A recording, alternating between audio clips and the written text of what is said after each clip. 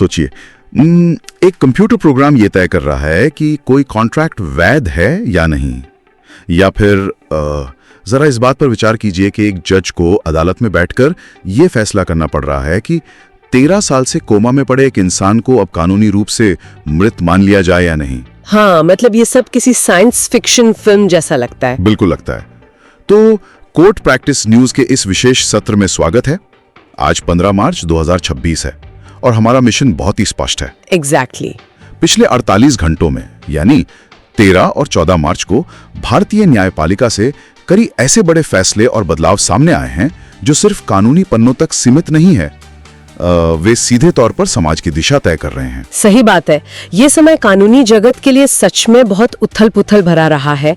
एक तरफ अदालतें इंसानियत और भावनाओं की सबसे गहरी परतों को छू रही हैं, और दूसरी तरफ वे खुद को मशीनों और एल्गोरिदम के हवाले भी कर रही हैं, जो कि काफी दिलचस्प है। बिल्कुल, यह सिर्फ कुछ मुकदमों की बात नहीं है, ये इस बात की बहस है कि आने वाले समय में न्याय का असली चेहरा कैसा होगा। क्या वो मानवीय होगा या पूरी तरह से मशीनी? चलिए इसे समझते हैं। शुरुआत करते हैं कानून के उस मानवीय और भावनात्मक पहलू से। जब हम अदालत के बारे में सोचते हैं तो हमें अक्सर कागज, फाइलें और सख्त नियम याद आते हैं। एक ड्राई सा माहौल याद आता है। हाँ, एग्जैक्टली। लेकिन सुप्रीम कोर्ट से 32 वर्षीय हरीश राणा का जो मामला सामने आया है वो सच में दिल दहला देने वाला है। बिल्कुल। हरीश पिछले 13 सालों से वेजिटेटिव स्टेट में थे। मतलब आसान भाषा में कहें तो उनका शरीर सांस ले रहा था लेकिन चेतना पूरी तरह से खत्म हो चुकी थी। हाँ, एक तरह से मेडिकल कोमा कह सकते हैं। सही। और उनके माता पिता सालों से निष्क्रिय इच्छा मृत्यु यानी पैसिव यूथनेशिया की मांग कर रहे थे। आखिरकार कोर्ट ने लाइफ सपोर्ट हटाने की इजाजत दे दी है। उसे समझना बहुत जरूरी है। यहाँ निष्क्रिय इच्छा मृत्यु और सक्रिय इच्छा मृत्यु के बीच का फर्क समझना होगा। हाँ, ये बहुत बड़ा कंफ्यूजन होता है लोगों को। एग्जैक्टली। अदालत ने किसी को जहर का इंजेक्शन देने की अनुमति नहीं दी है, बल्कि उस कृत्रिम मेडिकल सपोर्ट को हटाने की अनुमति दी है जो प्राकृतिक मौत का रास्ता रोके हुए था। मतलब सिर्फ मशीनों को बंद करने की इजाजत दी है। बिल्कुल। और यहाँ अदालत ने एक बहुत ही अहम सिद्धांत अपनाया है जिसे सर्वोत्तम हित या बेस्ट इंटरेस्ट कहा जाता है। अच्छा।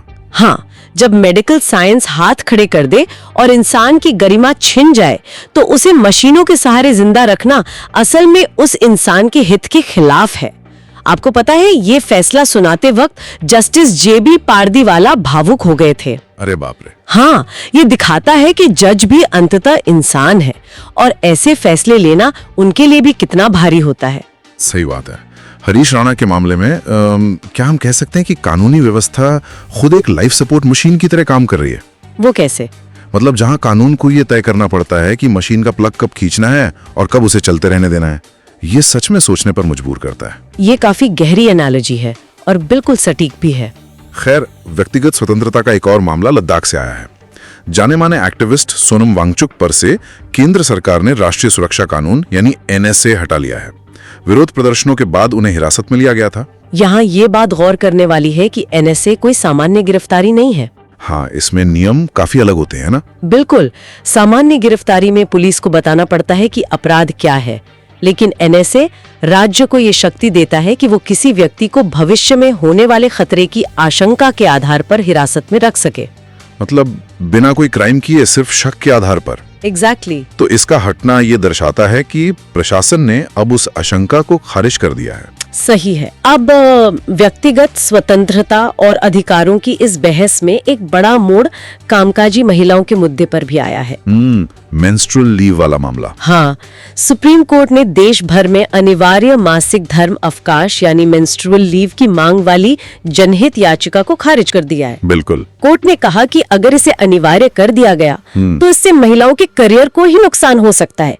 मतलब कोई भी उन्हें नौकरी पर नहीं रखेगा। यहाँ सबसे हैरान करने वाली बात यह है कि अदालत ने किताबी आदर्शवाद की जगह कड़वी जमीनी सच्चाई को चुना है। मतलब प्रैक्टिकल अप्रोच ली है। हाँ, नीति बनाने वालों को ये देखना पड़ता है कि किसी नियम का उल्टा असर क्या होगा। लेकिन यहाँ मुझे एक बात खटकती है, क्या ये फैसला महिलाओं को उनकी जैविक वास्तविकता के लिए सजा देने जैसा नहीं है? एक तरह से देखा जाए तो मतलब क्या हम कॉर्पोरेट जगत के पक्षपाती रवैये के आगे घुटने नहीं टेक रहे? हम कंपनियों को बेहतर बनने के लिए मजबूर करने के बजाय महिलाओं से ही कह रहे हैं कि वे समझौता कर लें। ये एक बहुत ही जायज सवाल है, लेकिन अदालत का नजरिया ये है कि न्यायपालिका नीतियां लागू करने वाली संस्था नहीं है। हाँ, वो काम तो सरकार का है। बिल्कुल। अगर कोर्ट रातों रात इसे अनिवार्य कर दे तो प्राइवेट कंपनियां चुपचाप महिलाओं की हायरिंग कम कर देंगी, जिसे साबित करना अदालत में लगभग असंभव होगा। बैकडोर से डिस्क्रिमिनेशन शुरू हो जाएगा। एग्जैक्टली। इसीलिए कोर्ट ने गेंद वापस केंद्र सरकार के पाले में डाल दी है कि वे सभी पक्षों से बात करके एक संतुलित नीति बनाएं। समझ गया। अब भावनाओं और इंसानियत के इस नाजुक दायरे से अब हम उस बदलाव की ओर बढ़ते हैं जो पूरी तरह से मशीनी है। टेक और एआई वाला हिस्सा। हाँ, हमारी न्यायपालिका का काम करने का तरीका बदल रहा है। Chief justice Suryakant supreme court में केस लिस्टिंग और बेंच आवंटन के लिए एक आर्टिफिशियल इंटेलिजेंस सिस्टम पेश करने जा रहे हैं। ये बहुत बड़ा कदम है। बिल्कुल। इसका मकसद मानवीय दखल को खत्म करना है, मतलब इंसानी गलतियों या बायस को हटाना। इसके पीछे की वजह बहुत व्यवहारिक है। सुप्रीम कोर्ट रजिस्ट्री पर अक्सर आरोप लगते हैं कि कुछ खास वकीलों के केस जल्दी लिस्ट हो जाते हैं या कुछ खास जजों के पास भेजे जाते हैं। हाँ, ये शिकायतें तो काफी पुरानी हैं। तो एआई इस पूरी प्रक्रिया को एल्गोरिदम पर डाल देगा, जिससे पक्षपात की गुंजाइश पूरी तरह खत्म हो जाएगी। लेकिन एआई का ये दखल सिर्फ लिस्टिंग तक सीमित नहीं है। जस्टिस पीएस नरसिम्हा का एक बहुत ही दिलचस्प बयान आया है स्मार्ट कॉन्ट्रैक्ट्स को लेकर, है ना? एग्जैक्टली। उनका कहना है कि स्मार्ट कॉन्ट्रैक्ट्स के आने से हमें कॉन्ट्रैक्ट कानून के मूल सिद्धांतों पर फिर से विचार करने की जरूरत है। स्मार्ट कॉन्ट्रैक्ट्स बेसिकली ब्लॉकचेन पर लिखे वो कोड होते हैं जो शर्तें पूरी होते ही अपने आप एग्जीक्यूट हो जाते हैं। बिल्कुल।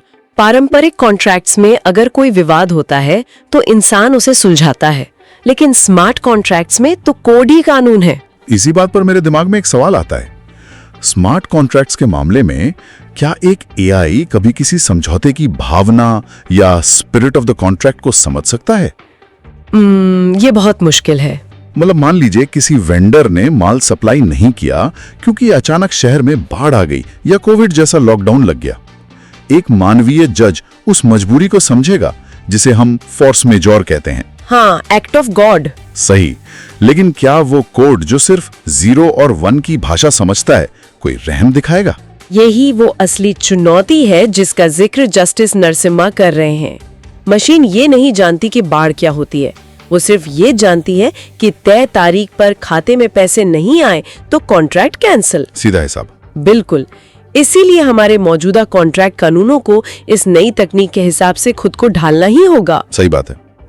खैर, तकनीक की इस चमचमाती दुनिया से अगर हम जमीनी हकीकत पर आएं तो स्थिति काफी गंभीर है। हाँ, पेंडेंसी को लेके जस्टिस एन कोटेश्वर सिंह ने कहा है कि मुकदमों का भारी बैकलॉग देश की लीगल हेल्थ को दर्शाता है, ठीक वैसे ही जैसे शरीर में जमा हुआ कोलेस्ट्रॉल धमनियों को ब्लॉक कर देता है।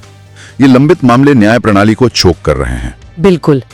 और इसी बीच सुप्रीम कोर्ट ने महाराष्ट्र में आपराधिक मुकदमों में हो रही भारी देरी पर गंभीर चिंता भी जताई है, जो कि बहुत बड़ा मुद्दा है। हाँ, ये दिखाता है कि सिर्फ एआई ले आने से काम नहीं चलेगा।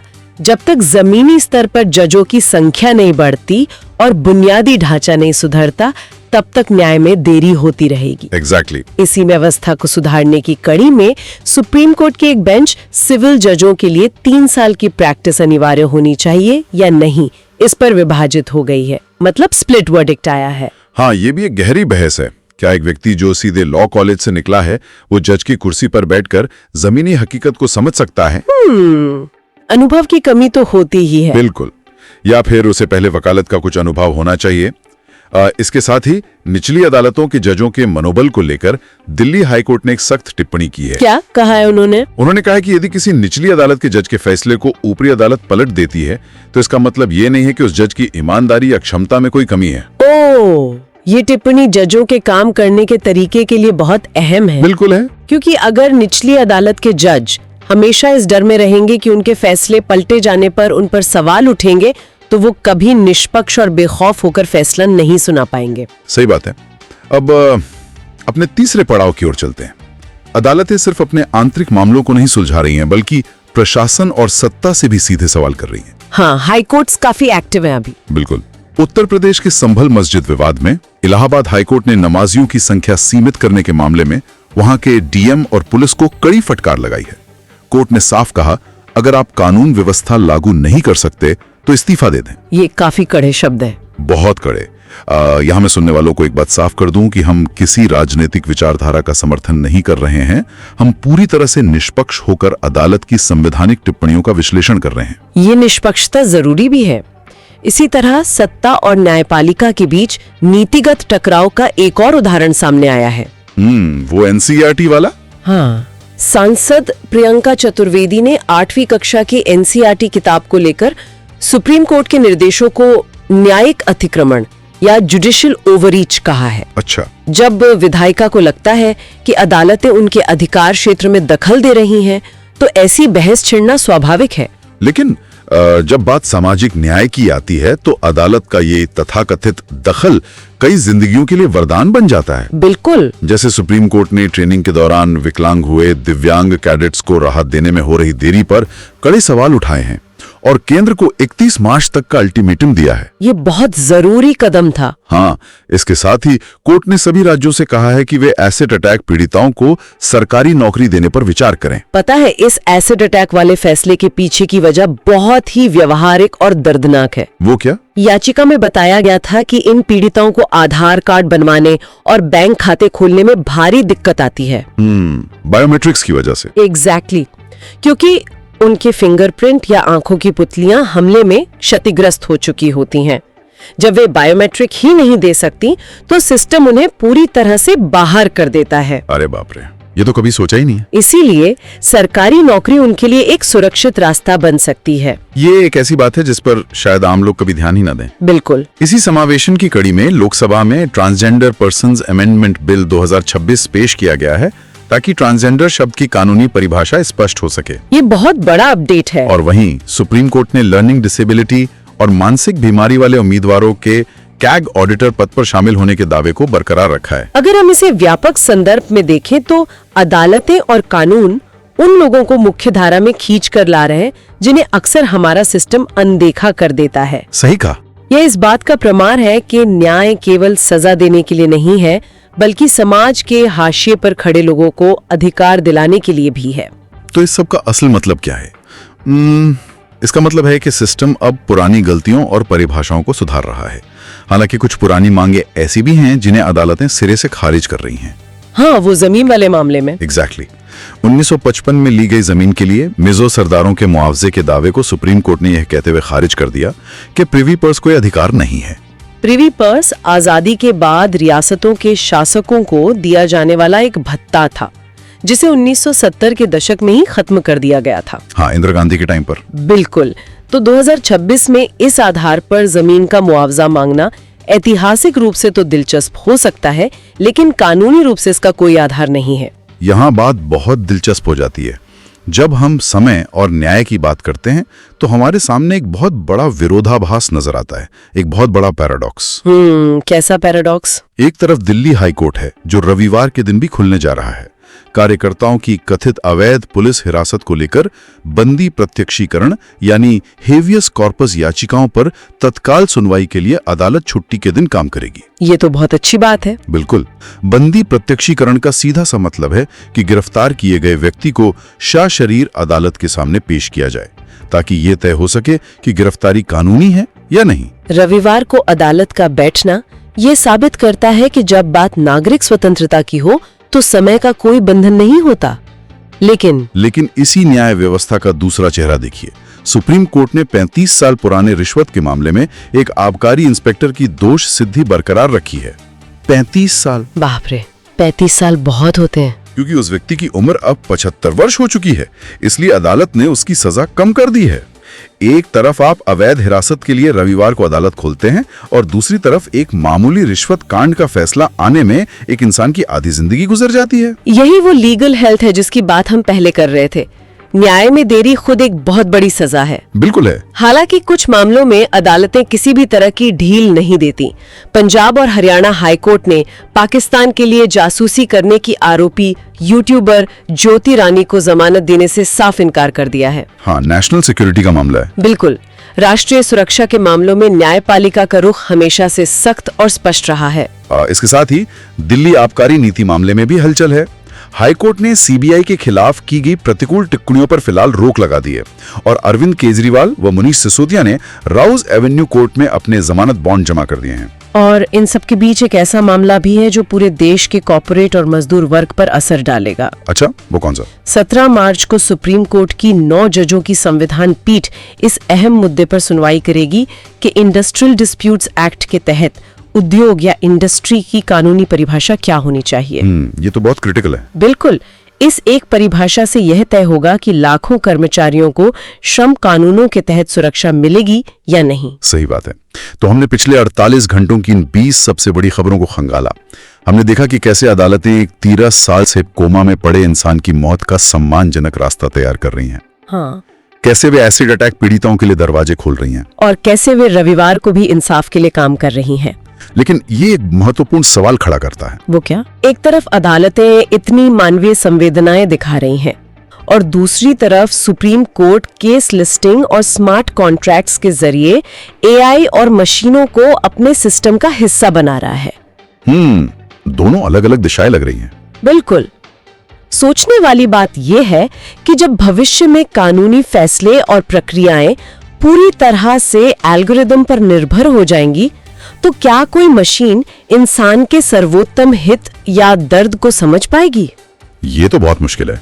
और अगर कभी किसी मशीन से कोई गलती हुई, किसी को गलत सजा मिल गई या न्याय में देरी हुई, तो क्या किसी सॉफ्टवेयर पर अदालत की अवमानना या कंटेम्प्ट ऑफ कोर्ट का केस चलेगा?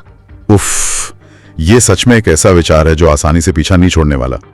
मशीन की सटीकता और इंसान की करुणा के बीच ये संतुलन कैसे बनेगा और कानून का भविष्य कैसा होगा? ये एक ऐसा सवाल है जिसका जवाब हम सबको खोजना है। बिल्कुल, ये एक ऐसा सवाल है जिस पर सुनने वालों को भी विचार करना चाहिए। तो आज के कोर्ट प्रैक्टिस न्यूज के इस गहन विश्लेषण सत्र को हम यहीं विराम देते हैं। हमारे साथ इस वैचारिक सफर पर जुड़ने के लिए बहुत बहुत धन्यवाद।